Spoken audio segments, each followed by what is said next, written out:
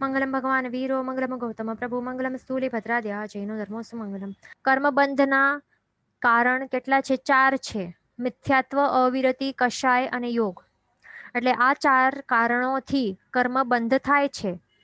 આ 4 કારણે કર્મ બંધ થાય છે. અને જે સમય કર્મ બંધ થાય છે એ જ સમયે પ્રકૃતિ, સ્થિતિ, રસ અને પ્રદેશનું પણ એ બંધ થાય છે. એટલે કે તે નક્કી થાય છે, ફિક્સ થઈ જાય છે. તો પહેલું છે પ્રકૃતિ બંધ. તો એની આપણે માત્ર ડેફિનેશન્સ જોઈને આપણે પછી આગળ વધશું. તો પ્રકૃતિ એટલે શું છે? કર્મનું જે ટાઈપ છે તે, એટલે કયા 158 કે 8 કે 158 પ્રકારના જે કર્મો છે, તો એમાંથી કયો કર્મનું ટાઈપ એ બંધ થશે. એટલે એ પછી બંધ બાદ એ જે કયા ટાઈપનું જે 158 અલગ અલગ પ્રકારો છે, તો કયા પ્રકારનો એ કર્મ બનશે તો તે નક્કી થવું, તે છે પ્રકૃતિ બંધ. બરાબર? એટલે કર્મના ટાઈપનું નક્કી થવું, 158 માંથી કયો ટાઈપ બંધ થાય છે તે નક્કી થવું, તો તે છે પ્રકૃતિ બંધ. અને તે શેના ઉપર ડિપેન્ડન્ટ છે? યોગ ઉપર. બરાબર? શુભ મન, વચન અને કાયાની ક્રિયા હશે, યોગ હશે, તો જે 158 કર્મો છે તો એમાંથી કયા બંધ થશે? જો શુભ હશે તો શુભ પ્રકારના જે પુણ્ય કર્મની પ્રકૃતિઓ હશે તો તેનું બંધ થશે. શુભ યોગ દ્વારા શુભ પુણ્ય કર્મ પ્રકૃતિઓનો બંધ થશે. પણ અશુભ મન, વચન, કાયાની જે યોગ હશે, એટલે કે ક્રિયાઓ હશે, તો શું થશે? જે 158 ટાઈપ્સના કર્મો છે એમાંથી કયા ટાઈપની કર્મ પ્રકૃતિનું બંધ થશે? જે અશુભ હશે, જે પાપ વાળી હશે, એટલે પાપ કર્મની પ્રકૃતિનો બંધ તે થશે. તે ધ્યાન રાખવાનું. પછી સ્થિતિ વિશે આપણે વાત કરીએ તો સ્થિતિ એટલે શું છે? એનું ડેફિનેશન છે કે જે બંધાતા કર્મો તે આત્માની સાથે કેટલા કાળ સુધી, કેટલા સમય સુધી બંધાઈને પડેલા હશે, તો તે સમયનું સમય એટલે કે ડ્યુરેશન છે. કેટલા સમય સુધી આત્મા પ્રદેશોની ઉપર એ ચોંટાઈને રહેલા હશે કર્મો, તો તે જ છે સ્થિતિ. હવે એ પણ કષાય ઉપર ડિપેન્ડન્ટ છે સ્થિતિ. જો મંદ કષાયોનું સેવન હશે તો બંધાતા કર્મો હશે તો તે કેવા હશે? નાની સ્થિતિ વાળા હશે. પણ તીવ્રતમ કષાયનું સેવન હશે તો બંધાતા કર્મો તે મોટી સ્થિતિ વાળા નક્કી થશે. પછી ત્રીજું આપણે શું જોયું? રસબંધ જોયું. તો એમાં શું છે? રસબંધ એટલે શું નક્કી થવું? જે બંધાતા કર્મ છે એ કર્મના ફળ આપવાની જે ઇન્ટેન્સિટી છે તો તે નક્કી થવું. એટલે જે કેટલા પાવરથી તે ફળ આપશે, એટલે એનું ફળ એ કેટલા પાવર વાળું હશે, કેટલી ઇન્ટેન્સિટી વાળું હશે, તે નક્કી થવું, તે છે રસબંધ. જો મંદ કષાય, એ પણ કષાય ઉપર ડિપેન્ડન્ટ છે. બરાબર? જો મંદ કષાયોનું સેવન હશે તો કેવો રસ વાળો કર્મ બંધ થશે? મંદ એક ઠાણીઓ રસ વાળો ફળ બતાવશે. એ જે કર્મ ઉદયમાં આવશે તો એ સમયે કેવા પાવર વાળું રસ હશે, એનો કેવો ફળ બતાડશે? મંદ એક ઠાણીઓ રસ હશે, એક ફળનું પાવર એટલું હશે. પણ જો તીવ્રતમ કષાયનું સેવન કરશે આત્મા તો કેવું હશે એનું ફળ? એટલે શું નક્કી થશે? કેવું રસબંધ થશે? એ કર્મનું કેવું રસબંધ થશે? તીવ્રતમ 4 ઠાણિયા રસ વાળો ફળ બતાડશે જ્યારે એ કર્મ ઉદયમાં આવશે તો ત્યારે. તો એ એવા પ્રકારનું રસનું બંધ થવું, એટલે એને કહેવાય છે રસબંધ. એટલે એ નક્કી થાય છે કર્મ બંધના સમયમાં. પછી ચોથું આપણે જોયું પ્રદેશ બંધ. તો એમાં એ શેના ઉપર ડિપેન્ડ છે? યોગ ઉપર. યોગ એટલે કે જે મુવમેન્ટ્સ છે, બોડીની મુવમેન્ટ્સ કે વચન, કેટલી વાતો આપણે કરીએ છીએ અને વિચારો કેટલા ચાલી રહ્યા છે તે. જો ઓછું બોડી મુવમેન્ટ હશે, ઓછી વાતો કરશું, ઓછા માઇન્ડમાં વિકલ્પો કરશું, વિચારો ઓછા કરશું, તો શું થશે? ઓછા કર્મના પ્રદેશોનું બંધ થશે. પણ જો બહુ વધારે અને રેપિડ બોડી મુવમેન્ટ્સ હશે તો શું થશે? અને સાથે સાથે વધારે વાતચીતો કરશું, વધારે ટોકેટિવ હશું આપણે, કે વધારે ઓવર થિંકિંગ કરનારા હશું, તો શું થશે? કર્મો જે છે તો એ કેટલા બંધ થશે? એમના પ્રદેશો ઘણા બધા વધારે પ્રદેશોનો બંધ થશે. બરાબર? તે સમજી લેવાનું. ઓકે. તો એ આપણે અહીંયા રિવિઝન કરી લીધું. હવે આપણે આગળ ચાલીએ. આપણે અબાધા કાળ વિશે આપણે થોડુંક સમજણ લઈ લઈએ, તો પછી આપણે થોડુંક ઈઝી પડશે આગળ. અબાધા કાળ વિશે સમજી લેશું. તો હવે અબાધા કાળ જે છે તો એ શું છે, એની ડેફિનેશન એ યાદ રાખવાની કે તે કાળ છે કે તે સમય છે કે જ્યાં સુધી જે પણ બંધાયેલા જે કર્મ છે ને તે ઉદયમાં આવતા નથી. બસ આવી રીતે ચોંટાઈને પડેલા છે. બરાબર. તે કંઈ ઉદયમાં આવતા નથી અને ન તો પોતાનું જે શુભ કે અશુભ ફળ એ પણ બતાવતા નથી. જેવું પણ ફળ હશે તો તે બતાવતા નથી. એટલે ઉદયમાં આવશે તો જ ફળ બતાડશે ને. એટલે એ ફળ નથી બતાડતા, બાધા નથી આપતા, માત્ર એમને એમ ચૂપચાપ પડેલા છે. આત્મા પ્રદેશો ઉપર બંધાઈને પડેલા રહે છે. તો તે કાળ જે છે તો એને શું કહેવાય છે? અબાધા કાળ. ફોર એક્ઝામ્પલ, એક કર્મનું બંધ થાય તો તે સમયે તેની જો સ્થિતિ નક્કી થઈ ગઈ કે તે કેટલી હશે, 20 કોડાકોડી સાગરોપમની સ્થિતિ તે નક્કી થઈ, એટલે એનું મિનિંગ શું થયું? એ નક્કી થયું એટલે એનું મિનિંગ શું થયું કે સ્થિતિ આટલી નક્કી થઈ. આ સેન્ટેન્સનું મિનિંગ થયું કે આ જે કર્મ છે, બંધાયેલો કર્મ, તો એ આત્મા ઉપર 20 કોડાકોડી સાગરોપમ સુધી ચોંટાઈને રહેલું હશે. બરાબર. તે એનું મિનિંગ છે સ્થિતિબંધ.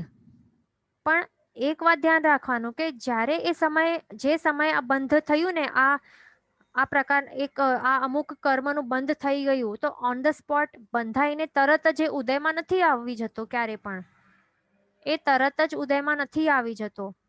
પણ કર્મો શું કરે, પોતાના જે ફળ એ તરત નથી આપતા, પણ અમુક સમય બાદ આપે છે. અમુક સમય બાદ પોતાનો ફળ આપે છે, તે ધ્યાન રાખવાનું. અને એ અમુક સમય જે આપણે કહીએ છીએ કે જે અમુક સમય બાદ ફળ આપે છે, તો તે અમુક સમય જ છે અબાધા કાળ. એટલે કર્મો બંધાઈ જાય પછી અબાધા કાળ આવે અને પછી ઉદયકાળ સ્ટાર્ટ થાય છે. તે ધ્યાન રાખવાનું. એટલે પહેલા કર્મ બંધ થાય છે, પછી અબાધા કાળ આવે છે. એટલે કે જે ડોર્મેન્ટ ફેસ કહીએ ને આપણે, કે ઇનએક્ટિવ ફેસ, ઇનએક્ટિવ સ્ટેટ કહીએ, કે એમને એમ જ પડેલા છે ડોર્મેન્ટ ફેસ. બસ એમ કાંઈ કરતા નથી, ચૂપચાપ પડેલા છે. તુફાનની પહેલાની, તુફાન આવતા પહેલા શાંત હોય છે ને, તો એવી શાંતિ પડેલી છે. અથવા તો જે કર્મ છે તો તે ટાઈમ બોમ્બ તરીકે ચોંટાયેલો છે અને એ ટિકટોક ટિકટોક કરી રહ્યો છે. હજી એ ફૂટ્યું નથી. બરાબર. હજી એ ફૂટ્યું નથી, પણ ત્યાં ટાઈમ બોમ્બ લાગેલું છે. એનું ટાઈમર તો ચાલુ જ છે અબાધા કાળનું. બરાબર. અને જ્યારે એ ટાઈમ બોમ્બનું ટાઈમ પૂરું થશે ને, તો ત્યારે પછી એ ફૂટશે અને ફળ બતાડશે. એટલે જ્યારે ફળ બતાડશે તો ત્યારે એનું ઉદયકાળ સ્ટાર્ટ થયું, તે સમજી લેવાનું, અને અબાધા કાળ પૂરું થયું. બરાબર. અને જ્યાર સુધી અબાધા કાળ હોય ત્યાર સુધી શું સમજવાનું? એ શાંતિથી બેઠેલા હોય છે કર્મો. બરાબર. તો હવે એ આપણે સમજી લીધું. હવે આપણે જે કહ્યું કે જે એ કર્મ છે એ 20 કોડાકોડી સાગરોપમની સ્થિતિનું બંધ થયું છે. બરાબર. તો હવે એનું અબાધા કાળ કેટલું હશે? તો એ પણ બતાવવા માટે શાસ્ત્રકાર ભગવંતોએ આપણને એક ફોર્મ્યુલા બતાડી છે. આપણને મલ્ટીપ્લાય બાય 100 કરવાનું. એટલે અહીંયા 20 કોડાકોડી સાગરોપમ ની સ્થિતિ છે, તો 20 ને ત્યાં લેવાનું અને મલ્ટીપ્લાય બાય 100 કરવાનું. બસ એ યાદ રાખવાનું આપણને. જે નંબર છે, જેટલા પણ કોડાકોડી સાગરોપમની સ્થિતિ વાળું કર્મ બંધાય છે, તો તે નંબર લેવાનું, પછી એને મલ્ટીપ્લાય બાય 100 કરવાનું. તો કેટલા આવ્યું? 2000 યર્સ આવ્યા. 2000 આવ્યું એટલે 2000 યર્સનું જેટલું અબાધા કાળ છે. બરાબર. એટલે એનું મિનિંગ શું થયું કે 200 વર્ષો બાદ આ બોમ્બ એ ફૂટશે. સોરી, 2000 વર્ષો બાદ, 2000 વર્ષો બાદ આ જે બોમ્બ છે, એટલે જે કર્મોરૂપી જે બોમ્બ છે તે ફૂટશે અને પોતાનું ફળ એ બતાવવાનું ચાલુ કરશે. અને ક્યાર સુધી ચાલુ રહેલું હશે ફળ બતાવવાનું? જ્યાર સુધી રહેલા હશે, ચોંટાઈને રહેલા હશે ને તે કર્મો, એ સ્થિતિ પ્રમાણે જેટલા ટાઈમ સુધી ચોંટેલા હશે ને, 20 કોડાકોડી સાગરોપમ એટલે આટલું લાંબુ આકાર સુધી ચોંટાઈને રહેલા હશે, તો ત્યાર સુધી પોતાનું જે ફળ છે બતાવતા રહેશે. એવું છે. બરાબર. તે સમજવાનું. પછી બીજું એક્ઝામ્પલ સમજો કે એક કર્મ 4 કોડાકોડી સાગરોપમની સ્થિતિ વાળું બંધ થયું, તો એનું કેવી રીતે કેલ્ક્યુલેટ કરવાનું? 4 લેવાનું અને મલ્ટીપ્લાય બાય 100 એટલે 400 થયું. તો 400 યર્સ બાદ, એટલે 400 યર્સનું તે અબાધા કાળ છે. અને આ 400 યર્સ બાદ આ કર્મ બંધાયેલું કર્મ તે ઉદયમાં આવીને પોતાનું જે ફળ છે, સારું હોય કે ખરાબ હોય, શુભ હોય કે અશુભ, જેવું ફળ હશે એવું એ બતાડશે પોતાનું. અને જ્યાર સુધી એ ચોંટાયેલો રહેશે ને તો ત્યાર સુધી એ ફળ બતાવતો રહેશે, ત્યાર સુધી ચોંટાયેલો રહેશે. સ્થિતિ બતાડે છે, 4 કોડી સાગરોપમની એની સ્થિતિ છે. એટલે આટલા ટાઈમ સુધી એ કર્મો આત્મા સાથે ચોંટાઈને રહેલું હશે, એટલે આટલા લાંબા વખત સુધી એનું ફળ બતાવતું રહેશે. તે ધ્યાન રાખવાનું. બરાબર, આવી રીતે હોય છે.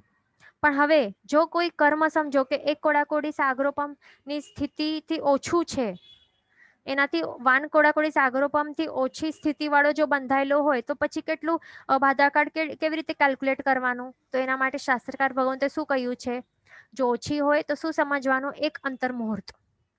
એટલે બાધાકાળ કેટલું હોય? 1 અંતર મુહૂર્તનો હોય. તે યાદ રાખવાનું આપણને. એટલે એનું મિનિંગ શું થાય છે?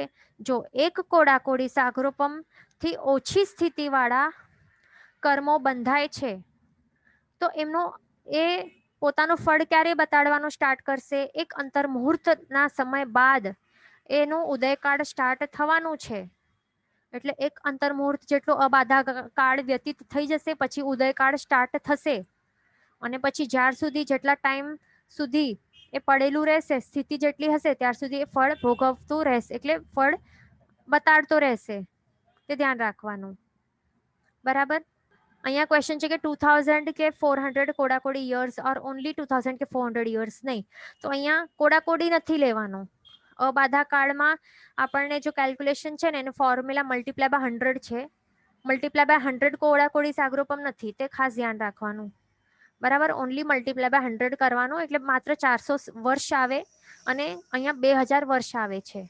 અહીંયા ક્વેશ્ચન છે કે તો કોઈ કર્મોનો ઉદય ઓન ધ સ્પોટ મળે તો એમાં શું હોય?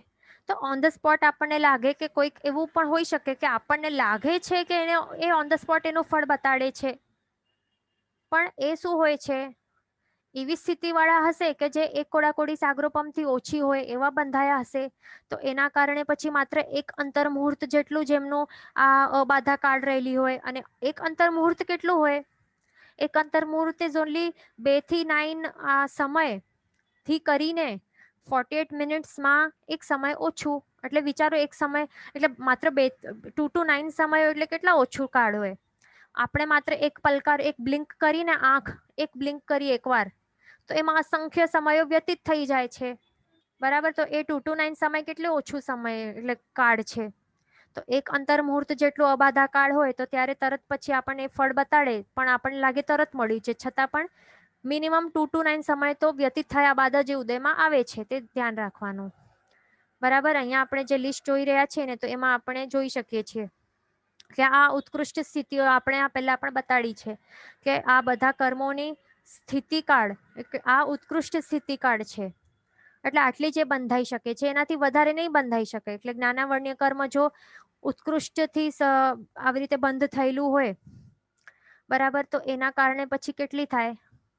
અને સ્થિતિબંધ પહેલા તો કોના કારણે થાય? જો સ્થિતિબંધ એ કષાયના કારણે થાય છે ને, તો તીવ્રતમ એવા કષાયો હોય, બરાબર, એવા પ્રકારની વિરાધના કરેલી હોય, એવા ભયંકર કષાયો સાથે, તો સમજો કે જ્ઞાનાવર્ણ્ય કર્મની જે ઉત્કૃષ્ટમાં ઉત્કૃષ્ટ એવી 30 કોડાકોડી સાગરોપમની સ્થિતિ વાળો બંધાયો હોય, તો હવે એનું અબાધા કાળ કેટલું સમજવાનું? 30 multiply by 100, that is 3000 years. એટલે 3000 યર્સ બાદ એ ઉદયકાળ સ્ટાર્ટ થશે અને અબાધા કાળ ખતમ થશે.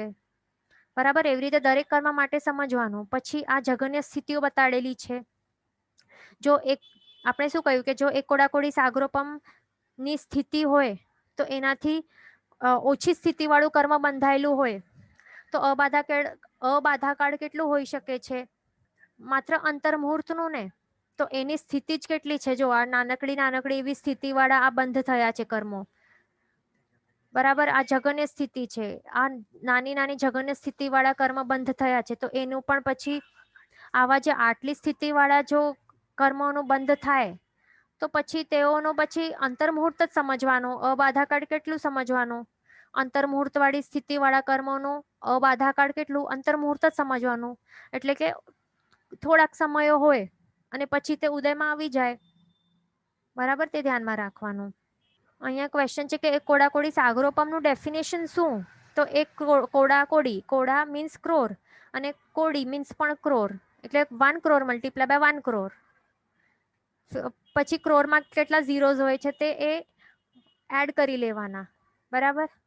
1 crore મલ્ટીપ્લાય બાય 1 crore કેટલું કરીએ તો એટલા, અને સાગરોપમ વર્ષો, આટલા બધા, તે ધ્યાનમાં રાખવાનું. અહીંયા ક્વેશ્ચન છે કે સમટાઈમ ઇમિડિયેટલી કર્મ ઉદયમાં આવે, તો ઇમિડિયેટલી આપણને લાગે, પણ આપણે જેમ કહ્યું ને અંતર્મુહૂર્તનું કાળ કેટલું નાનકડું હોય છે, સમયોનું હોય છે. એક પલકારામાં પણ કેટલા સમયો, અસંખ્ય સમયો વ્યતીત થઈ જાય છે.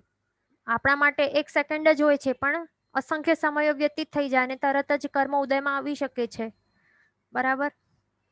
એટલે અમુક સમય બાદ જ થાય છે, પણ આપણને લાગે કે તરત થયું, પણ થોડાક સમય બાદ જ થયું છે ઉદયકાળ. અહીંયા ક્વેશ્ચન છે કે ઇફ લેસ ધેન 1 કોડાકોડી then it will start immediately after 48 minutes. તો અંતર્મુહૂર્ત એક રેન્જ છે. અંતર્મુહૂર્ત શું છે? અંતર્મુહૂર્તનું મિનિંગ શું છે? એક રેન્જ છે, એટલે એક એ સ્પેસિફિકલી 48 મિનિટ્સ નથી, એનું રેન્જ છે. એટલે 2 to 9 સમયથી કરીને 48 મિનિટ્સમાં એક સમય ઓછું, આટલા રેન્જમાં કંઈ પણ હોઈ શકે છે, બરાબર. એટલે 1 મિનિટનું પણ હોય, 2 મિનિટ, 4 મિનિટ, 40 મિનિટ્સ એટલું પણ હોઈ શકે છે. એટલે એ આટલા સમય બાદ તે ઉદયમાં આવી શકે છે. અહીંયા ક્વેશ્ચન છે કે એનો મતલબ કે એ કે ઓછામાં ઓછો એક સમયમાં પણ ફળ મળી શકે છે નહીં. એક નહીં, કારણ કે અંતર્મુહૂર્તનું શું છે ડેફિનેશન? 2 to સમયથી કરીને છે, એટલે 2 થી 9 સમયથી કરીને 48 મિનિટ્સમાં એક સમય ઓછું, આટલું સમય એ અંતર્મુહૂર્તનું રેન્જ છે. એટલે એનું મિનિંગ છે કે એક સમયમાં નહીં આવે, પણ 2 થી વધારે સમય વ્યતીત થાય પછી એ ઉદયમાં આવી શકે છે કોઈ પણ કર્મ, બરાબર. તે ધ્યાનમાં રાખવાનું. અહીંયા ક્વેશ્ચન છે કે અબાધા કાળ પછી કર્મો ઉદયમાં આવી શકે કે પહેલા બી આવી શકે? તો હવે જનરલી અબાધા કાળના બાદ જ ઉદયકાળ આવે છે, પણ એવા કે એવી કોઈક એવા ભાવો હોય છે કે એવા અધ્યવસાયો એવા હોય, ક્યારે કોઈ એવી કોઈ ક્રિયાઓ હોય કે જેના કારણે પછી જે પહેલા પણ ઉદયમાં આવી શકે છે, એવું પણ થઈ શકે છે. પણ હમણાં એની અંદર આપણે જવાના નથી, બરાબર. જે ઉદીર્ણાકરણ ને જે અપવર્તનાકરણ છે એ પણ આપણે આગળ ડિસ્કસ કરવાના છીએ, પણ હમણાં બધું કન્ફ્યુઝન થઈ જશે, એટલા માટે આપણે પછી જોશું. પણ હમણાં માટે જે જનરલ જે ડેફિનેશન છે તો તે હમણાં એ પહેલા આપણે બેસાડી લઈએ, બરાબર. કરણનું જે છે 8 કરણ એ આગળ આવવાનું છે. ઓકે, હવે આપણે એક ક્વેશ્ચન છે કે ધર્મ ક્રિયા કરશું તો કર્મ નિર્જરા કેવી રીતે થાય? તો ધર્મ ક્રિયા આપણે કરીએ, ક્રિયા એટલે શું કે ક્રિયા મીન્સ શું? એટલે કે શુભ યોગ આપણે કરીએ, એટલે શુભ યોગ દ્વારા કંઈક પ્રવૃત્તિ કરીએ એને જ ક્રિયા કહેવાય ને. તો ધર્મ ક્રિયામાં પણ આપણે શુભ યોગ દ્વારા, એટલે મન, વચન અને કાયા, એ ત્રણે યોગ દ્વારા આપણે કંઈક શુભ પ્રવૃત્તિ કરી એને જે ધર્મ ક્રિયા કહેવાય છે ને. તો એનાથી શું થાય છે? છેલ્લે તો એ તો છે યોગ જ ને, બરાબર. તો એના કારણે કર્મ બંધ થવાનું જ છે. એટલે એનું મિનિંગ શું છે કે ધર્મ ક્રિયા કરતા ટાઈમ શું થાય છે? યોગ પણ ઇન્વોલ્વ રહેલું જ હોય છે. યોગ તો આપણે જોયું ઠેઠ 13th ગુણસ્થાનક સુધી તો રહેલું જ છે. એટલે તો એના દ્વારા તો આપણને જે કર્મોનું બંધ થવાનું જ છે. પણ અહીંયા આપણે ધર્મ ક્રિયામાં શું કરી રહ્યા છીએ? શુભ ક્રિયાઓ કરી રહ્યા છીએ, એટલે મન, વચન, કાયાના શુભ યોગ દ્વારા આપણે પ્રવૃત્તિ કરી રહ્યા છીએ, અને એના કારણે શું થશે? શુભ પુણ્ય કર્મોનું બંધ એ રહેશે એના કારણે, બરાબર. એટલે ધર્મ ક્રિયાથી શું થશે? કર્મ બંધ થશે, પણ એ પણ કયું? પુણ્ય કર્મનું બંધ થશે. પણ હવે નિર્જરાની વાત, હા, પહેલા આ સમજી લે કે શુભ પુણ્ય કર્મનું બંધ થશે, તો એના કારણે શું થશે? પુણ્યના કારણે પછી આપણને આગળના જ્યારે પણ ઉદયમાં આવશે તો ત્યારે મોક્ષ પ્રાપ્તિ યોગ્ય એ સામગ્રી આપશે, બરાબર. અને પછી આ જે પુણ્ય છે ને, પુણ્ય કર્મો, એના સહારો લઈને આપણે કેવલ જ્ઞાન સુધી આપણને પહોંચવાનું છે. એને શું કરવાનું છે? એનો સહારો લઈને સીડી તરીકે લેડર હોય ને, લેડર તરીકે એનો ઉપયોગ કરવાનું છે. પુણ્ય કર્મોનો એનો ઉપયોગ કરવાનું છે કેવલ જ્ઞાન સુધી પહોંચવા માટે. એટલા માટે જ આ જ રીઝન છે કે ધર્મ ક્રિયા આપણને હમણાં ત્યાગવું ન જોઈએ. આ સ્ટેજ આપણું નથી કે ધર્મ ક્રિયાઓ ત્યાગવાની, આ સ્ટેજ નથી. અને માત્ર આપણે આત્મિક એમાં જઈએ તો એ નથી એ સ્ટેજ હમણાં આપણો, બરાબર. અને જે કર્મ નિર્જરાની વાત છે, તો કર્મ નિર્જરા કેવી રીતે થઈ શકે છે? જે તપના જે 12 ભેદ કયા છે ને આપણને, તો 12 ભેદ દ્વારા કર્મ નિર્જરા થાય છે. પણ આ ધર્મ ક્રિયાથી પણ શું થાય છે? જે મોટી સ્થિતિ વાળા કર્મો હોય તો તે નાની સ્થિતિ વાળા થઈ જાય, એવું બધું એ થતું હોય છે. એટલે ધર્મ ક્રિયા કરવી જોઈએ. અને કર્મને નિર્જરા જો ખૂબ પ્રમાણમાં કરવી હોય તો શું કરવાનું? 12 પ્રકારના તપ એ કરવાના. પછી આપણે થર્ડ ગાથા આપણે સ્ટાર્ટ કરી હતી, એમાં આપણે 8 કર્મોના નામ અને તેમના જે ઉત્તર પ્રકૃતિઓ કેટલી છે તે પણ આપણે જોઈ. બરાબર. આપણો આત્મા કેવું છે? અનંત ગુણોનો સ્વામી છે ને.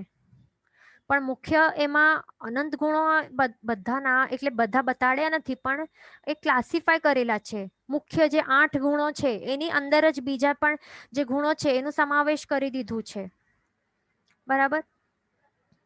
તો 8 મુખ્ય ગુણોનો આવી રીતે છે: જ્ઞાન, દર્શન, અનંત સુખ, અનંત ચારિત્ર, અક્ષય સ્થિતિ, અરૂપી, અગુરુ, લઘુ અને અનંત વીર્ય. આ આપણા 8 ગુણો છે. તો આ ગુણો માત્ર કઈ સિદ્ધ ભગવંતમાં જ એ 100% પ્રગટ એટલે પ્રગટપણે રહેલા હોય છે. ટોટલી એ પ્રગટપણે રહેલા હોય છે. કોનામાં? માત્ર સિદ્ધ ભગવંતોમાં. પણ આપણા આત્મા છે, આપણા બધાના જે પણ શરીરી જીવો છે એમના આત્માઓ કેવા છે? એમના જેવા સેમ ટુ સેમ, એમના જેવા જ ગુણો વાળા આપણો પણ આત્મા છે. અનંત ગુણો વાળું છે અને આ 8 ગુણો વાળું છે. છતાં પણ 8 પ્રકારના કર્મો જે આપણે જોયા ને, તો આ 8 પ્રકારના કર્મોના કારણે અહીંયા જે રાઈટમાં આપણને દેખાય છે કે કેવી રીતે એ આવરણ કરેલું છે. બરાબર. એના કારણે 8 કર્મો એ આપણા આત્માના જે ગુણો છે એના ઉપર આવી રીતે આવરણ કરીને રહેલા છે. એટલા માટે આ ગુણો સંપૂર્ણપણે પ્રગટેલા નથી આપણામાં. અને કર્મો જ્યારે આત્મા પ્રદેશો પર ચોંટાતા જાય છે ને, તો ત્યારે વધારે ને વધારે આવી રીતે કર્મની આવી રીતે કાળીમાં એ ચોંટાતી જાય છે. એટલા માટે વધારે ને વધારે એ ગુણો છે એ વધારે પર્સન્ટેજમાં એ પછી આવી રીતે થઈ જાય છે, દબાઈ જાય છે, એટલે રોકાઈ જાય છે. એટલે જેટલા ઓછા કર્મ હશે તેટલા વધારે ગુણો પ્રગટેલા હશે, અને જેટલા ઓછા કર્મો હશે એટલા વધારે ગુણો પ્રગટેલા હશે, અને વધારે કર્મો હશે તો બહુ ઓછા માત્રામાં આપણામાં ગુણો પ્રગટેલા હશે. બરાબર. તે ધ્યાન રાખવાનું. અને જે કર્મો છે તો એ આત્મા પ્રદેશો પર જ્યારે ચોંટાય છે તો એ કોઈ પણ કર્મ કોઈ પણ ગુણો પર એવી રીતે રોકતો નથી, પણ સ્પેસિફિક ગુણોને જ ઢાંકતા હોય છે. એટલે જ્ઞાનાવર્ણીય કર્મ હોય તો એ આત્માના જે જ્ઞાન ગુણને ઢાંકે છે. તે કઈ અક્ષય સ્થિતિ ગુણને ઢાંકતા નથી. અહીંયા ત્યાં એ બધું અગડમ બગડમ નથી. એ બધું સિસ્ટમેટિકલી થાય છે. બરાબર. અને એના કારણે આત્મા પોતાનું જે સ્વભાવ છે, એટલે કે જે એનું સાચું સ્વરૂપ કે ઓરિજિનલ નેચર કે સ્ટેટ છે, તો તે ભૂલી જાય છે કે ગુમાવી દે છે. પોતાનું જે આવું નેચરલ જે એવું સાચું સ્વરૂપ છે, ગુણવાળી જે અવસ્થા છે, તો તે ગુમાવી દે છે અને વિભાવ દશામાં ચાલ્યો જાય છે. આ જે રાઈટમાં દેખાય છે આ વિભાવ દશા છે. એટલે કે જે નકલી સ્વરૂપ કે દુર્ગુણોથી યુક્ત એવું છે, દોષ વાળું છે, એવો એક સ્ટેટ એ પામે છે. તો આપણને જો આપણા આત્માની જે સ્વભાવ દશા કે સાચું સ્વરૂપ આપણને જો પ્રાપ્ત કરવાનું હોય તો પછી આપણને શું કરવું જ પડશે? આ 8 કર્મોની આપણને પહેલા તો ઓળખાણ કરવી પડશે. પહેલા તો કર્મનો ઓળખાણ કરશું, સમજીશું, તો પછી ખ્યાલ આવશે ને કે આવું આપણા સાથે થઈ રહ્યું છે. બરાબર. એટલે જે દુશ્મન હોય, કોઈ પણ આપણો દુશ્મન હોય તો એની સ્ટ્રેટેજી સમજવી પડે ને. એ કેવું છે, કોણ છે, એની સ્ટ્રેટેજી શું છે, લાઇન ઓફ એક્શન શું છે, એ બધું પહેલા સમજવું જોઈએ. અને એની જે ચાલ છે એ બધું સમજવી પડશે, બધું જાણવું પડશે આપણને. એટલે એવી જ રીતે આપણને કર્મો પણ આપણા રિયલ સાચા દુશ્મન છે. બરાબર. તો એ આપણી જે આત્મારૂપી જે જમીન છે એનાથી આપણને એને ભગાડી નાખવાનું છે. અહીંયા બધું ઇન્વેઝન કરી એટલે ઘુસપેઠી તરીકે આવી રીતે આપણો જે પોતાનો જે આત્માનું જે જમીન છે આપણા એના ઉપર કબજો કરીને અહીંયા બેઠેલા છે. તો હવે એને ભગાડવું હશે તો એમનું સ્વરૂપ પણ એટલે એના વિશે આપણને થોડીક એની ઓળખાણ પણ કરવી પડશે ને. એટલા જ માટે આપણને અહીંયા કર્મગ્રંથ ભણવાનું જરૂરી છે. એટલા જ માટે કર્મગ્રંથ પણ આપણને કેટલા ભણવાના છે? 6 છે ને, 6 કર્મગ્રંથ છે. પછી હજી આગળ પછી આવવાનું છે બધું, કર્મ પૈડી બધું આવવાનું છે, કર્મ સંગ્રહ બધું આવવાનું છે. તો એ બધું આપણને એવી રીતે એને સમજવું જરૂરી છે. તો પછી આપણે બરાબર આપણી પણ સ્ટ્રેટેજી આપણે વિચારીને પછી એક એક કરીને બુદ્ધિપૂર્વક એક એક કરીને પછી આપણે ભગાડતા જશું, બરાબર, સમજણપૂર્વક. તો એવી રીતે કર્મનું ઓર્ડર આપણે જોયું કે કર્મનો ઓર્ડર કેવી રીતે છે. અહીંયા જ્ઞાનાવર્ણ્ય, પછી દર્શનાવર્ણ્ય, પછી વેદનીય, પછી મોહનીય, આયુષ્ય, નામ, ગોત્ર ને અંતરાય. એવી રીતે આપણે એનું ઓર્ડર જોયું, બરાબર ને. તો હવે એમાં આપણને એ સમજવાનું છે, સૌથી પહેલું તો છે જ્ઞાનાવર્ણ્ય કર્મ. તો એ જ્ઞાનાવર્ણ્ય કર્મના વિશે આપણે થોડુંક સ્ટાર્ટ કરીએ કે શું છે એનું. આપણે દરેક કર્મના સ્વરૂપ આપણને બરાબર ઓળખવાનું છે કે કોણ કેવો દુશ્મન છે આપણું, અને શું કેવું એનું શું કરે છે, એના પાસે કેવા હથિયાર છે અને શું કરે છે. એટલા માટે આપણને સમજવા જરૂરી છે કે આત્માનું જે અનંત જ્ઞાન ગુણ છે ને, તો એને આ જ્ઞાનાવર્ણ્ય કર્મ એ ઢાંકે છે. એટલે આત્માનું જે મૂળ સ્વભાવ છે, અનંત જ્ઞાનના ગુણ વાળું જેનું મૂળ સ્વભાવ છે, તો એને એ આવી રીતે ઢાંકીને, આ જ્ઞાનાવર્ણ્ય કર્મ ઢાંકીને શું કરે છે, આપણો અનંત ગુણને ઢાંકીને પછી શું કરે છે, આપણામાં લેસ આઈક્યુ ઉત્પન્ન કરાવે છે. પછી મૂર્ખતા, એ બધું એ આવી રીતે લાવે છે આપણામાં. આવા પ્રકારની વિભાવ દશા એ ઉત્પન્ન કરાવે છે જ્ઞાનાવર્ણ્ય કર્મ. એટલા જ માટે આ કર્મને કેવી ઉપમા આપેલી છે, જ્ઞાનાવર્ણ્ય કર્મને આંખો ઉપર પાટા બાંધવા જેવું છે. આ કર્મ કેવું છે, આંખો ઉપર પાટા બાંધવા જેવું આ કર્મ છે. કારણ કે આવી જે અવસ્થા છે, આવી અવસ્થામાં વ્યક્તિમાં જોવાની શક્તિ હોવી રહેલી છે, છતાં પણ આ પાટારૂપી જે કર્મ છે, તો એના કારણે તે કાંઈ પણ કોઈ પણ વસ્તુનો વિશેષ ઇન્ફોર્મેશન એ જાણી શકતો જ નથી. હવે આ પાટો બાંધેલું છે તો એને થોડીક ઇન્ફોર્મેશન પ્રાપ્ત થાય છે કે અહીંયા આસપાસ થોડુંક અહીંયા એટલે પાટો બાંધેલો હોય તો થોડુંક પણ આપણને ખ્યાલ આવે ને કે અજવાળું રહેલું છે. આટલુંક તો અમુક આપણને સામાન્ય ઇન્ફોર્મેશન તો આવે, પ્રાપ્ત થાય છે. છતાં પણ કોઈ પણ આસપાસની જે ગ્રાસ છે, અથવા તો ત્યાં બિલ્ડિંગ્સ રહેલું છે, અથવા તો હાથમાં બુક છે, તો એ બધા વિશે એ આખા જે બ્લાઇન્ડ ફોલ્ડેડ પર્સન છે, તો તે એના વિશે વિશેષ ઇન્ફોર્મેશન એ જાણી શકતો નથી ને, બરાબર. માત્ર અમુક સામાન્ય જાણકારી એને પ્રાપ્ત થઈ શકે છે કે હા શું છે, અહીંયા અજવાળો રહેલો છે, બરાબર, અને કોઈક ફ્લેટ ને આવો કર્વડ એરિયા ઉપર એ ચાલી રહ્યો છે. અને જો પગમાં ચપ્પલ ન હોય તો એ પણ સમજી શકે કે કંઈક આવું સોફ્ટ સ્પર્શ વાળું છે. એટલે સામાન્ય જાણકારી એને પ્રાપ્ત થઈ શકે, બહુ વિશેષ ઇન્ફોર્મેશન એને પ્રાપ્ત કરી શકતો નથી. એટલે આવું જ હોય છે જ્ઞાનાવર્ણ્ય કર્મ, આંખો ઉપર પાટો બાંધવા જેવું છે. એટલે એ વ્યક્તિમાં કેવી છે, જોવાની શક્તિ છે, જાણવાની શક્તિ છે, છતાં પણ એ કંઈ જાણવા આપતો નથી આ કર્મ, બરાબર. એટલે જોવાની અને જાણવાની શક્તિ છે એટલે શું, આત્મા તો છે ને એની અંદર. આત્મા પોતે કેવું છે, અનંત જ્ઞાન ગુણ વાળું જ છે. એટલે શક્તિ તો છે ને, જાણવાની આખી શક્તિ રહેલી છે. પણ કર્મો, આ કર્મ જ્ઞાનાવર્ણ્ય કર્મ એ પાટા જેવો છે કે કઈ જાણવા આપતો જ નથી એને, બરાબર.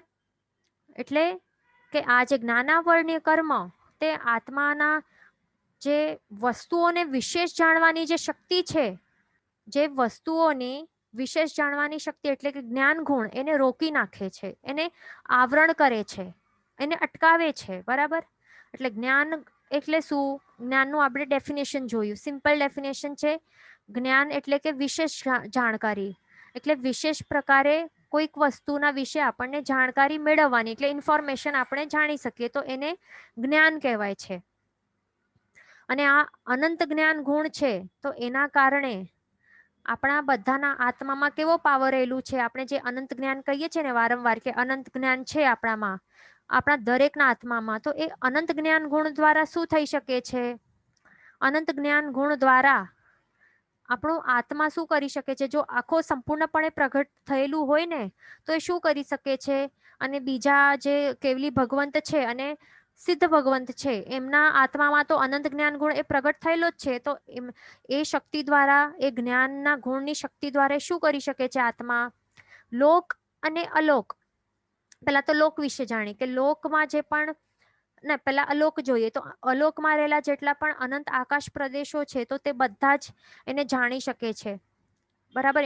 જાણી શકે એટલે શું, વિશેષ જ્ઞાન પ્રાપ્ત કરી શકે, વિશેષ જાણકારી, વિશેષપણે જાણી શકે. બરાબર, જ્ઞાનનું ડેફિનેશન એકદમ યાદ રાખવાનું. જ્ઞાન એટલે બસ 2 વર્ડ છે, વિશેષ જાણવું, વિશેષ જાણકારી તે. અને પછી અલોકમાં રહેલું આકાશાસ્તિકા દ્રવ્ય, તો એને જાણી શકે છે. અને બીજું જે લોક છે એટલે કે આખો ને આખો 14 રાજલોક, એમાં રહેલા બધાના બધા જે 6 દ્રવ્યો છે, ષડ દ્રવ્ય છે, એનાથી જે બનેલું છે ને આપણું સંસાર, એમ જ કહેવાય છે ને 14 રાજલોક શેનાથી બનેલું છે કે શેનાથી ભરાયેલું છે? 6 દ્રવ્યોથી. હવે 6 દ્રવ્ય જોઈએ, કોઈ 7મું દ્રવ્ય નથી અને ન તો ઉત્પન્ન થવાનું, ઓનલી 6 દ્રવ્યો છે. તો તે દ્રવ્યો કયા છે પણ આપણે અહીંયા છે: ધર્માસ્તિકા, અધર્માસ્તિકા, આકાશાસ્તિકા, પૂતગલાસ્તિકા, જીવાસ્તિકા અને કાળ.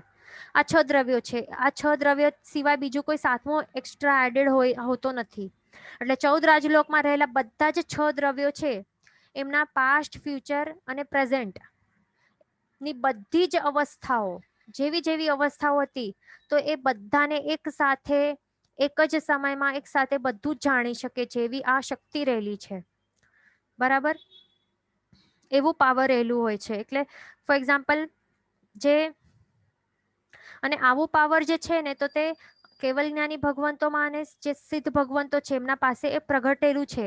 આપણામાં પણ, આપણા આત્મામાં પણ એ પાવર છે, છતાં પણ તે આપણે જાણી શકતા નથી. એ પાવર યુઝ નથી કરી શકતા પ્રોપરલી. કેમ? જ્ઞાનાવર્ણ્ય કર્મના કારણે, એના આવરણના કારણે. તે ધ્યાન રાખવાનું. શક્તિ તો આપણા પાસે છે, આપણા પાસે પણ છે. બરાબર, અને એ માત્ર આપણામાં નથી, પણ જે નાના નિગોદના જીવડા છે એમાં પણ છે, બટરફ્લાયમાં પણ છે, કે ઝાડ હોય ઝાડમાં પણ છે, અગ્નિકાયના જીવોમાં પણ છે, નારકીના જીવોમાં પણ છે, દરેકમાં છે. બધામાં જ આ જાણવાની અનંત જ્ઞાન ગુણ રહેલું છે. પણ તે આવરણ વાળું છે, એટલા માટે આંખે પાટો બાંધેલો છે ને, એટલે પાટો બાંધેલો છે. આત્મામાં તો છે, પણ પાટાના કારણે બધું જાણી નથી શકતો. તે જ છે. બરાબર, એટલા માટે એના કારણે આપણે 6 દ્રવ્યોને વિશેષપણે સૂક્ષ્મતાથી આપણે જાણી શકતા નથી. એટલે એ અહીંયા આપણે એક ડેફિનેશન યાદ રાખવાની છે કે વસ્તુઓને વિશેષપણાથી જાણવું, તેનું જ નામ છે જ્ઞાન ગુણ. તે આપણે જોયું. હવે વિશેષપણાથી જાણવું, અને આપણે અહીંયા જે વાત કહી ને કે કોઈ પણ દ્રવ્યો છે, અહીંયા જે 6 દ્રવ્યો છે એમના પાસ્ટ, પ્રેઝન્ટ, ફ્યુચરની બધી અવસ્થાઓને જાણવી. એટલે ફોર એક્ઝામ્પલ, એક એક્ઝામ્પલ લઈએ કે આપણે જીવાસ્તિકા વિશે આપણે એક્ઝામ્પલ લઈએ, તો કોઈક એક અહીંયા આપણને જે દેખાય છે એ પેરેટ છે. બરાબર, તો આ પેરેટ છે, તો આ જીવાસ્તિકામાં આવે છે. તો હવે એનું બધું જ જાણવાનું, એનું મિનિંગ શું છે કે એના જે બધી અવસ્થાઓ, પાસ્ટ, પ્રેઝન્ટ, ફ્યુચરની બધી અવસ્થાઓ એક સાથે જાણવી અને જોવી. એનું મિનિંગ શું છે કે પહેલાના એના કેટલા ભવો થયા હતા, એ બધા આપણે એક સાથે એક જ સમયમાં જાણી જઈએ. એટલે આ પહેલા, એનાથી પહેલા એ મનુષ્ય હતું, આ પેરેટ વિમલ નામનું મનુષ્ય હતું. એના ભવમાં આ બધું કર્યું હતું, એના કારણે હવે એ પોપટ બન્યું છે. અથવા તો આવતા ભવો, જે ફ્યુચરના પણ એ ભવો જાણી શકે છે કેવલ આજે અનંત જ્ઞાન ગુણ દ્વારા. અનંત જ્ઞાન ગુણ દ્વારા જે ભવિષ્યમાં એ શું બનવાનું છે, નેક્સ્ટ ભાવમાં પણ એવું કંઈક કરશે, આ ભાવમાં એવું કંઈક કરશે કે આવતા ભાવમાં એ મનુષ્ય બનશે, અને પછી આટલા અમુક ભાવો છે, બસ એના 100 ભાવ છે, અને 100 ભાવ બાદ એ સિદ્ધ પદને પામશે. અને કયા ભાવમાં એ શું કરશે, કેવા અધ્યવસાયોનું સેવન કરશે, બધું જાણી શકે. કેવલ જ્ઞાની ભગવંતો એમ જ નહીં કહી દેતા. લક્ષ્મણા સાધ્વીજીને એમણે કહ્યા હતા ને કે કેટલા ભવો છે, એ પણ કહેલું છે ને. પછી હેમચંદ્રાચાર્ય સુરીશ્વરજીને પણ કહેલું છે કે કેટલા ભવો છે. જે એક ઝાડના નીચે ઉભા હતા, તો ઝાડમાં જેટલા પાંદડા હતા માત્ર એટલા આપના ભવો છે. તો એ કેવી રીતે કહ્યું કેવલ જ્ઞાની ભગવંતને? આ જ અનંત જ્ઞાનનું જે ગુણ છે એના દ્વારા જે બધું જાણીને બધું કહી દીધું ને કે આટલા આટલા ભવો છે. અને અહીંયા નંબર ઓફ લીવ્સ પણ એમણે એ જાણી ગયા. તો એવી રીતે જ કહેવાય છે. એટલે જો આપણે પણ કહીએ ને, આપણો પણ પૂછીએ કોઈ કેવલી ભગવંતને કે કેટલા ભવો બાદ અમે સિદ્ધ પદને પામશું, તો પછી કહી દેશે કે કયા ભાવમાં આપણે શું કરવાના છીએ, કેવા અધ્યવસાયોનું સેવન કરશું, એના કારણે કેવી સદગતિ કે દુર્ગતિ થશે, કેટલા ભાવ બાદ જશું. એટલે એ બધું જાણી શકે છે એવી રીતે આ અનંત જ્ઞાન ગુણ દ્વારા. અને એવું જ્ઞાન આપણા પાસે પણ છે. એવું જ્ઞાન આપણા આત્મામાં પણ છે, પણ એ પ્રગટ થયેલું નથી, એટલા માટે આપણે કોઈના ભવો બતાડી શકતા નથી. આ તો માત્ર આપણે જીવાસ્તિકા વિશે આપણે કયું એક્ઝામ્પલ. પણ જો હવે આપણે જે 6 દ્રવ્યો જોયા, તો એ 6 દ્રવ્યમાંથી જો પૂતગલાસ્તિકાનું આપણે એક્ઝામ્પલ જોઈએ, તો પૂતગલ એટલે કે કોઈક એક વસ્તુ. સમજો કે આપણે ઘરમાં જે ટેબલ પડેલું છે, તો એ ટેબલ વિશે આપણને જાણવું છે. તો એમાં શું છે કે ટેબલની પહેલાની અવસ્થા કેવી હતી, એ શું હતું. તો એ પહેલા શું હતું, એટલે જે એ શરીર હતું, એક ઝાડનું શરીર હતું પહેલા, એનાથી પહેલા કેવું હતું, એની અવસ્થાઓ કેવી હતી, એ બધું એ જાણી શકાય છે. અને આગળ હવે ટેબલના બાદ એ કેવી અવસ્થા પ્રાપ્ત કરશે, એ બધું જાણી શકાય છે. એટલે 6 દ્રવ્યોના પાસ્ટ, પ્રેઝન્ટ, ફ્યુચરનું બધું જ એક સાથે જાણી શકાય છે આ જ્ઞાન ગુણ દ્વારા. એવું પાવર આપણામાં પણ રહેલું છે. બરાબર, તે ધ્યાન રાખવાનું. પછી બીજું, અહીંયા જે આપણને એક વર્ડ દેખાય છે ચશ્મા, તો હવે આપણા જ્ઞાન ગુણ દ્વારા આપણને એ બધું એના વિશે વિશેષ જાણકારી પ્રાપ્ત થાય. એટલે શું કે આ શબ્દ છે અને અહીંયા ચશ્મા એવી રીતે લખેલું છે, એ પણ ઇંગ્લિશ ફોન્ટમાં લખેલું છે, પણ લેંગ્વેજ છે ગુજરાતી, અને એનું મિનિંગ છે સ્પેક્સ. અને સ્પેક્સ શા માટે યુઝ થાય છે, વાંચવા માટે ઉપયોગી થાય છે. એટલે આવી રીતે વસ્તુઓના વિષયમાં વિશેષ જાણકારી જે આપનાર ગુણ છે, તો તેને જ્ઞાન ગુણ કહેવાય છે. એટલે માત્ર અહીંયા કંઈક લેટર્સ અહીંયા આવી રીતે શેપમાં લખેલા છે, તો એના વિશે પણ વિશેષ જાણકારી એવી રીતે જે પ્રાપ્ત થાય છે, તો તે કોના દ્વારા, જ્ઞાન ગુણ દ્વારા. બરાબર. પછી અહીંયા આપણને નીચે ફોટો દેખાય છે, એમાં શું છે, અહીંયા દૂર એક આપણને કંઈક દેખાય છે. બરાબર, પણ જ્ઞાન ગુણ શું કરાવે છે, એના વિશે વિશેષ જાણકારી પ્રાપ્ત કરાવે છે. એટલે કે હા, આ તો કંઈ એવું જ કંઈક નથી કે પર્વત નથી કે એમાં જ કંઈક સ્ટ્રક્ચર્સ નથી, પણ આ તો શત્રુંજય મહાતીર્થ છે, અહીંયા તો અનંતા સિદ્ધ થયા છે. એટલે વિશેષ જાણકારી જે પણ એ જ્ઞાન ગુણ દ્વારા પ્રાપ્ત થાય છે. બરાબર. હવે આપણે બીજું આગળ વધીએ. આપણે જે આ લિસ્ટ જોઈને, આજે 8 કર્મોની આ જે લિસ્ટ જોઈ, તો એ લિસ્ટમાં પણ આપણે કંઈક નોટિસ કર્યું હશે, એના કલર્સ નોટિસ કર્યા હશે કે આ બ્લેકમાં છે અને બે ઓરેન્જમાં છે. તો જે બ્લેકમાં છે તે ઘાતી કર્મો છે 4, અને ઓરેન્જમાં છે તો તે અઘાતી કર્મો છે. પણ એનું જે સિક્વન્સ છે, તો સિક્વન્સ એવી રીતે શા માટે છે, સાથે સાથે કેમ નથી, અને શા માટે આ ફર્સ્ટ જ કોઈ પણ કહે તો જ્ઞાનાવર્ણ્ય પહેલું જ શા માટે કહે, દર્શનાવર્ણ્ય બીજું, આ ત્રીજું, આવી રીતે શા માટે. આપણે આ જ સિક્વન્સ જોયું હશે ને બધા બુક્સમાં. બરાબર, આ જોયું હશે. તો એ શા માટે છે, તો પહેલા જ્ઞાનાવર્ણ્ય કર્મ એ પહેલું શા માટે છે, તો તે આપણે હવે જોઈએ. તો જ્ઞાન, તો પહેલું તો એ જ છે કે જ્ઞાન ગુણ જે છે, તો તે આત્માનું તે મુખ્ય ગુણ કહેવાય છે. કેમ એને મુખ્ય ગુણ શા માટે કહેવાય છે, એટલે જો જ્ઞાનાવર્ણ્ય કર્મની પહેલા વાત કરી, તો જ્ઞાન ગુણ પણ આવી જ જાય ને, કારણ કે જ્ઞાનાવર્ણ્ય કર્મ તો જ્ઞાન ગુણને ઢાંકે છે. એટલા માટે આપણે જ્ઞાનની વાત કરીએ, એટલે કર્મની વાત આવશે તો ઓટોમેટિકલી આત્મિક ગુણોની પણ વાત આવશે જ. બરાબર. તો હવે જ્ઞાન ગુણ છે, તો તે મુખ્ય ગુણ કહેવાય છે આત્માનું. કેમ, કારણ કે જ્ઞાન હોય ને તો જ જીવ સુખને પામી શકે.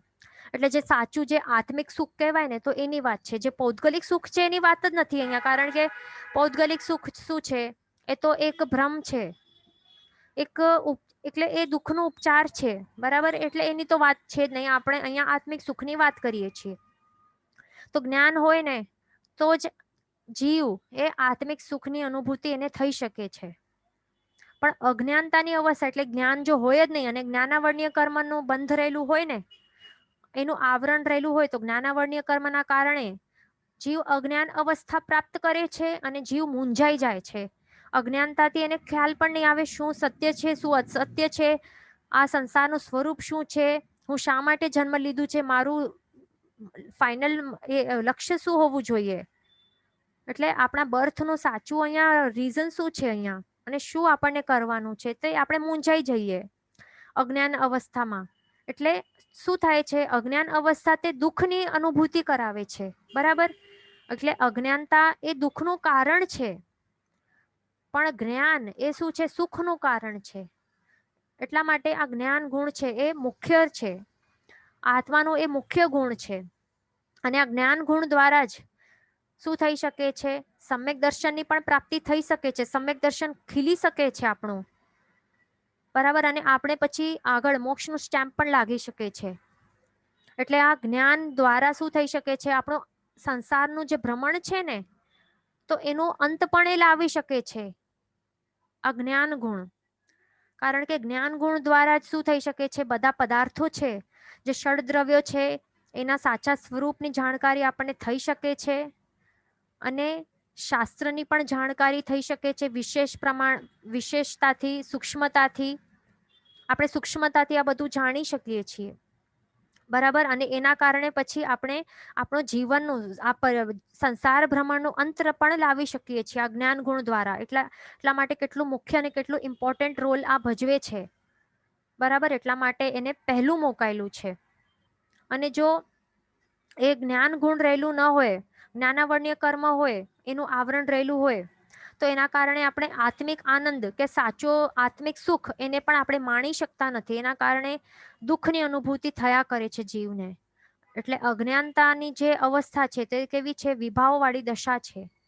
એટલે અહીંયા પહેલા તો આપણે આ જ્ઞાન ગુણનું આપણે આ મુખ્ય એટલે જે મહત્વતા છે તો તે આપણે જોઈએ. આ ફર્સ્ટ પોઈન્ટ છે, ફર્સ્ટ રીઝન છે કે શા માટે એ ફર્સ્ટ એને મુકાયેલું છે સિક્વન્સમાં. હવે બીજું રીઝન છે, હવે બીજું રીઝન આપણે બરાબર હવે આપણે ધ્યાનથી સાંભળજો, આ સમજવા જેવું છે. તો આ જ્ઞાનનું મિનિંગ આપણે શું જોયું એ યાદ રાખવાનું. જ્ઞાનનું ડેફિનેશન શું છે, ઓનલી 2 વર્ડ્સ છે, વિશેષ જાણવું. એટલે કે વિશેષ જાણકારી પ્રાપ્ત થવી, તે જ છે જ્ઞાનનું મિનિંગ, બરાબર. તો વસ્તુઓની જે સામાન્ય જાણકારી જેનાથી પ્રાપ્ત થાય તો તેનું નામ છે શું છે, દર્શન ગુણ છે. હવે જ્ઞાન ગુણ એટલે કે વિશેષ જાણકારી પ્રાપ્ત કરવી તે, અને દર્શન ગુણ એટલે શું, કોઈ પણ વસ્તુ વિશે સામાન્ય જાણકારી, સામાન્ય ઇન્ફોર્મેશન, એટલે કે સુપરફિશિયલ ઇન્ફોર્મેશન કહીને, બાહ્ય ઇન્ફોર્મેશન, તો તે પ્રાપ્ત કરવી તેનું નામ છે દર્શન ગુણ. એટલે ઓનલી સામાન્ય ઇન્ફોર્મેશન, એટલે માત્ર જોવાથી આપણને જેટલું ખ્યાલમાં આવે તે જ એટલું.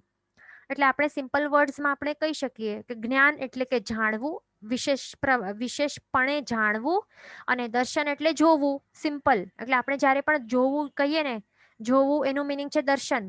દર્શન ગુણનો આપણે યુઝ કર્યું, ઉપયોગ કર્યું જોવા માટે, બરાબર. દર્શન એટલે કે જોવું, જ્ઞાન એટલે કે જાણવું. એકદમ ફિટ કરી લેવાનું માઇન્ડમાં, બરાબર. તો આ બંને જે છે ને, જાણવાનું અને જોવાનું, એટલે કે જ્ઞાન અને દર્શનની શક્તિ, તો એ બે શક્તિઓ આત્માની પાસે રહેલી છે. કઈ કઈ બે શક્તિઓ છે, જાણવાની અને જોવાની. હવે આપણે કહીશું જાણવાની અને જોવાની શક્તિ એટલે શું, જ્ઞાન અને દર્શન ગુણની શક્તિ, બરાબર. એટલે જાણવાની અને જોવાની શક્તિ દરેક જીવો પાસે, દરેક આત્મામાં રહેલી જ હોય છે. તો આ બંને જે શક્તિઓ છે ને, જાણવાની અને જોવાની, તો આ બંને શક્તિનો ઉપયોગ તે જે મોક્ષને પ્રાપ્ત કરેલા જે સિદ્ધાત્મા છે, સિદ્ધ ભગવંતો અને કેવલી ભગવંતો, એમને પણ હોય છે, આપણામાં પણ છે, એમને પણ હોય છે, બધા જીવોમાં રહેલી હોય છે. એમનામાં તો ફૂલ 100% પ્રગટ થયેલી હોય છે. પણ જે અહીંયા જીવો ભમી રહ્યા છે, શરીરી જીવો, તેમાં તરતમતા એટલે અલગ હોય છે, ઓછા વધારે પ્રમાણમાં પ્રગટ થયેલી હોય છે, બરાબર. એટલા માટે આ કેટલી ઇમ્પોર્ટન્ટ છે, જાણવાની અને જોવાની શક્તિ. એટલા માટે એને ટોપ 2 માં મુકાયેલું છે. પહેલું છે જ્ઞાનાવર્ણ્ય કર્મ અને બીજું છે દર્શનાવર્ણ્ય કર્મ, અથવા તો જ્ઞાન ગુણ પહેલું અને બીજું દર્શન ગુણ, બરાબર. કારણ કે જે સિદ્ધ ભગવંત છે અને કેવલી ભગવંત છે, તો બંનેને આ જે જ્ઞાન ઉપયોગ છે તો તે કેવું છે, પહેલું હોય છે. પહેલા તો આપણે પહેલા તો ઉપયોગ શું છે તે આપણે પહેલા તો જોઈએ. જ્ઞાન ઉપયોગ, દર્શન ઉપયોગ એ શું છે, એટલે એ પહેલા તો આ એક્ઝામ્પલથી આપણે પહેલા એ સમજવા ટ્રાય કરીએ. તો જે દર્શન ગુણ છે, પહેલા તો આપણે દર્શન ગુણ એટલે શું કહ્યું કે જોવાનું, એટલે કે સામાન્ય ઇન્ફોર્મેશન. તો તે સમજવા માટે આપણે આ એક્ઝામ્પલ લઈએ. સમજો કે આપણે અહીંયા બેઠા છીએ, લેફ્ટમાં આપણે બેઠા છીએ આવી રીતે, બરાબર. આપણા સામે કોઈ નથી અને સડનલી કોઈક વ્યક્તિ આવીને અહીંયા બેસી જાય આપણા સામે, અચાનક જ સડનલી એકદમ જ આવીને આવી રીતે બેસી જાય, તો તે વખતે હવે આપણે એ પોતપોતાનો પર્સનલ એક્સપિરિયન્સથી વિચારવાનું છે કે આવી રીતે જો આપણા સાથે થાય તો ત્યારે આપણું રિએક્શન શું થાય છે. આપણે બેઠા છીએ, આપણને કાંઈ ખબર નથી, આપણે આપણા કાર્યમાં આપણે મસ્ત છીએ અને સડનલી આવી રીતે કોઈ વ્યક્તિ આવીને બેસી ગયું, બીજું જ કોઈ વ્યક્તિ, તો પછી સૌથી પહેલા ફર્સ્ટ સમયમાં આપણે શું કરીએ? આપણી જે આંખો છે, આંખોથી આપણે એને જોઈએ ને, એટલે જોવાનું એટલે શું છે? દર્શન ગુણ. યાદ રાખવાનું, જોવાનું કહીએ એટલે કે દર્શન ગુણનો ઉપયોગ. બરાબર, એટલે આંખોથી એમણે જોયું એટલે આપણા દર્શન ગુણથી એ વ્યક્તિના દર્શન થયા. બરાબર, એટલે દર્શન ગુણનો ઉપયોગ કર્યો. અહીંયા સૌથી પહેલા શેનો ઉપયોગ કર્યું? દર્શન ગુણનો ઉપયોગ કર્યું આપણા આત્માએ, અને એના દ્વારા આપણને માત્ર સામાન્ય ઇન્ફોર્મેશન પ્રાપ્ત થઈ કે આ વ્યક્તિને આપણે આંખોથી જોયું અને સામાન્ય ઇન્ફોર્મેશન આપણને પ્રાપ્ત થઈ કે અહીંયા કોઈ આવીને કોઈક વ્યક્તિ સામે બેસી ગયો છે અને એ આવા, અને પછી આ દર્શન ઉપયોગ કહેવાય છે કે કોઈક આવીને બેસી ગયો છે, માત્ર એટલો ઇન્ફોર્મેશન આપણને પ્રાપ્ત થાય. પછી એને જોયા બાદ આપણો પછી આત્મા હજી પ્રોસેસિંગ કરવા લાગે છે. બરાબર, આપણામાં આપણું માઇન્ડ પ્રોસેસિંગ કરવા લાગે, એટલે કે આત્મા તે વ્યક્તિનું લુક્સ છે તો એનું પ્રોસેસિંગ કરે, અને અમુક સમય બાદ એના એટલે અમુક સમય સુધી એનું જે પ્રોસેસિંગ એ ચાલતું રહે આપણું, કે એને જોઈને એનું કેવું વર્ણ છે, એનું આકાર, એનું નામ બધું સ્મરણમાં પછી આવે ને આપણને. આપણે આવો એક્સપિરિયન્સ કર્યું હશે કે કોઈક એવી રીતે બેસી જાય અચાનક, પછી ઓન ધ સ્પોટ માત્ર આપણને એનું દર્શન થાય, સામાન્ય ઇન્ફોર્મેશન થાય, પછી થોડા સમય વ્યતીત થાય પછી આપણને ક્લિક થાય, એનો આકાર ને બધું, એ વર્ણ એ બધું દેખાય. બરાબર, અને પછી એનું નામ પણ યાદ આવે કે આ તો આ વ્યક્તિ છે. બરાબર, આ વ્યક્તિનું નામ છે અલ્પેશભાઈ, આ તો સિંગર બની ગયો છે, એનું વર્ણ કેવું છે? શ્યામ વર્ણ છે, અને તેનો ફેસનો એવો આકાર છે, એ કેવું છે? સજ્જન વ્યક્તિ હતું અને થોડાક અભિમાની પણ એ હતો, પણ હમણાં તો એ વિનમ્રતાથી અહીંયા વાત કરી રહ્યો છે, આવી રીતે બેઠેલો છે. એ બધી વિશેષ જાણકારી આપણને વિશેષ બોધ થાય છે. એટલે થોડાક સમયમાં જે બધું, આ બધી વસ્તુઓની થોડાક સમયમાં જે બધું વિશેષ બોધ થઈ જાય છે ને આપણને, બરાબર, તો આ બધી વિશેષ જાણકારીઓ આપણને આપણા આત્મામાં જે રહેલો જે જ્ઞાન ગુણ છે તો એના ઉપયોગ વડે એ થાય છે. બરાબર, એટલે આજે આપણને જે આ પર્સનની જે વિશેષ જાણકારી આપણને પ્રગટ થઈ, તો એ આત્મામાં રહેલા જે જ્ઞાન ગુણના ઉપયોગના કારણે થઈ છે. બરાબર, તો એને શું કહેવાય છે? જ્ઞાન ઉપયોગ કહેવાય છે, એને વિશેષોપયોગ પણ કહેવાય છે, અથવા તો સાકારોપયોગ પણ કહેવાય છે. બરાબર, કારણ કે આ વ્યક્તિના વિશેષ ગુણોનો બોધ આપણને આત્માના જે જ્ઞાન ગુણ છે તો એના ઉપયોગ દ્વારા આપણને પ્રાપ્ત થયું. બરાબર, એટલે જ્ઞાન ઉપયોગ દ્વારા આપણને કેટલું બધું એક કમ્પ્લીટ પિક્ચર આપણને પ્રાપ્ત થયું ને. તો આ જ્ઞાન ગુણ જે જ્ઞાન ઉપયોગ છે એટલા જ માટે એને વિશેષ ઉપયોગ કહેવાય છે, કારણ કે વિશેષ જાણકારી, વિશેષપણાની જાણકારી આપણને પ્રાપ્ત થઈ છે આ જ્ઞાન ગુણના ઉપયોગ દ્વારા. અને એને સાકારોપયોગ પણ કહેવાય છે. તો સાકારોપયોગ શા માટે? સાકાર એટલે કે આકાર સહિત, આકાર. કારણ કે આપણને એક આ વ્યક્તિ વિશે, એ વ્યક્તિના વિશેમાં એક ક્લેરિટી મળીને, વિશેષ જાણકારી પ્રાપ્ત થઈ, એટલે એક આપણા માઇન્ડમાં એક આકાર, એના માટે એક આકાર, આપણે એક કમ્પ્લીટ પિક્ચર એક બની ગયું ને કે આવું એવું વ્યક્તિ છે, આ ગુણવાળો છે, આવું છે. બરાબર, એટલે આપણા માઇન્ડમાં એ વ્યક્તિના સ્વરૂપ એક બની ગયું, એક કમ્પ્લીટ પિક્ચર આપણને એ વ્યક્તિનું પ્રાપ્ત થઈ ગયું, એક કમ્પ્લીટ આઈડિયા મળી ગઈ ને કે એવું વ્યક્તિ છે. વિશેષપણામાં આપણને ખ્યાલ આવ્યું, એટલા જ માટે એને આ જ્ઞાનના ઉપયોગને સાકાર ઉપયોગ પણ કહેવાય છે. પણ હવે દર્શન ઉપયોગની વાત કરીએ, જે આપણને એકદમ ફર્સ્ટ સમયમાં આ વ્યક્તિને જોઈને થઈ હતી ને, એકદમ અચાનક આવીને એ બેસી ગયો, તો આપણે શું કર્યું? આંખો દ્વારા એ જોયું ને વ્યક્તિને, એટલે દર્શન કર્યા. એટલે ત્યારે શું થઈ હતી? ફર્સ્ટ સમયમાં, સૌથી ફર્સ્ટ સમયમાં એ વ્યક્તિને જોયું તો ત્યારે માત્ર એક આપણને ધૂંધલું પિક્ચર પ્રાપ્ત થયું. ઓન ધ સ્પોટ આપણને બધું ખ્યાલ નહીં આવે ને, આ રિયલ લાઈફમાં થાય છે. બરાબર, સામાન્ય જાણકારી આપણને સૌથી ફર્સ્ટ સમયમાં આપણને પ્રાપ્ત થાય છે. આ વ્યક્તિ છે, બસ ધેટ્સ ઇટ. આ એક વ્યક્તિ આવીને બેસી ગયો, ધેટ્સ ઇટ. આટલું જ આપણને સામાન્ય જાણકારી પ્રાપ્ત થઈ ને. એટલા જ માટે આ જોવાની શક્તિ દ્વારા આપણને એટલે આંખોથી આત્માને શું કર્યું છે? દર્શન ગુણનો ઉપયોગ કર્યું છે, અને દર્શન ગુણના ઉપયોગથી માત્ર એને સામાન્ય બોધ થયો છે. એટલે સામાન્ય બોધ થયો એટલે બસ એક ખબર પડી કે અહીંયા આવીને કોઈક અહીંયા એક વ્યક્તિ બેસી ગયું એટલે એક સામાન્ય ઇન્ફોર્મેશન પ્રાપ્ત થઈ. એટલા માટે દર્શન ઉપયોગને શું કહેવાય છે? સામાન્યોપયોગ પણ કહેવાય છે. અને બીજું એને નિરાકારોપયોગ કે અનાકારોપયોગ પણ કહેવાય છે. કેમ? કારણ કે એક કમ્પ્લીટ આઈડિયા આપણને પ્રાપ્ત ન થઈ. પહેલા સમયમાં આપણે જ્યારે એને જોયું ફર્સ્ટ સમયમાં, ત્યારે આપણને એક આખી કમ્પ્લીટ પિક્ચર કે આઈડિયા એના વિશે વિશેષ ઇન્ફોર્મેશન આપણને બધી જ મળી નહીં ગઈ. બરાબર? એનું નામ શું છે, એ કોણ છે, કેવું હતું, શું છે, બધું આપણને એ બધું એનું જાણ જ ન થઈ, એનું જ્ઞાન જ આપણને પ્રાપ્ત ન થયું. કારણ કે દર્શન ગુણનો ઉપયોગ ચાલુ છે આપણો. સૌથી પહેલું આપણું દર્શન ગુણનો ઉપયોગ ચાલતું હતું. એટલા માટે એ વ્યક્તિના વિશે આપણને જ્ઞાન પ્રાપ્ત નહીં થયું. બરાબર? એટલા માટે એને શું કહેવાય છે કે એ જે વ્યક્તિ છે એના વિશે આપણે એક કમ્પ્લીટ પિક્ચર કે આઈડિયા પ્રાપ્ત નહીં કરી શક્યા. વિશેષપણે આપણે એને જાણી જ નહીં શક્યા. એટલા માટે એને નિરાકારોપયોગ પણ કહેવાય છે કે અનાકારોપયોગ કહેવાય છે. એટલે એક આખો આકાર એનું નક્કી નહીં થયું. એક વિશેષ આકાર એ વ્યક્તિના વિષયમાં એક વિશેષ આકાર એક આપણે નક્કી નહીં કરી શક્યા એકદમ ફર્સ્ટ સમયમાં. એટલા માટે દર્શન ઉપયોગને નિરાકારોપયોગ કે અનાકારોપયોગ પણ કહેવાય છે. તે યાદ રાખવાનું. બરાબર? તો એવી રીતે ચાલતું હોય છે. એટલે ફર્સ્ટ સમયમાં હવે આપણને આજે ફર્સ્ટ સમયમાં આપણને દર્શન ઉપયોગ થયું અને પછી જ્ઞાન ઉપયોગ થયું છે.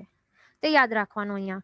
એટલે આપણને આ ઉપયોગનો ક્રમ આવી જ રીતે હોય છે. કેવી રીતે હોય છે આ ક્રમ? આપણે પહેલા શું જોયું કે પહેલા આંખોથી અથવા તો બીજી કોઈ જો બ્લાઇન્ડ પર્સન હોય તો સ્પર્શથી, એટલે બીજી કોઈ ઇન્દ્રિયથી અથવા તો મન વડે એ પદાર્થોને જોઈને દર્શન ગુણનો ઉપયોગ કરે છે આપણો આત્મા. અને એ પણ કેટલા ટાઈમ સુધી? એક અંતર મુહૂર્ત સુધી આ દર્શન ગુણનો ઉપયોગ ચાલે છે.